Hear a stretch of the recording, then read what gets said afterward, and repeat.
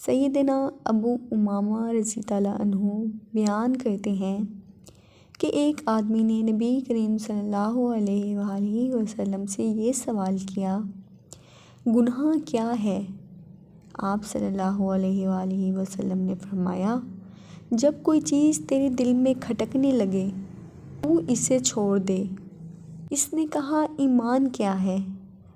آپ صلی اللہ علیہ وآلہ وسلم نے فرمایا، جب تیری برائی تجھے بری لگے اور تیری نیکی تجھے خوش کر دے تو مومن ہوگا۔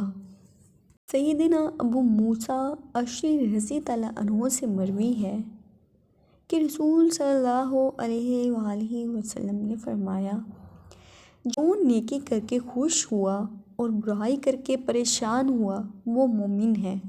سبحان اللہ۔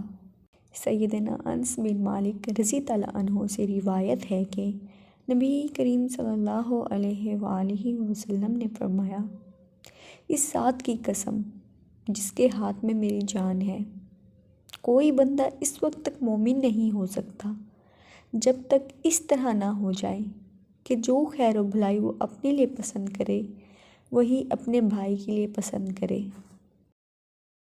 مزید اسلامک ویڈیوز دیکھنے کے لیے چینل کو سبسکرائب کریں۔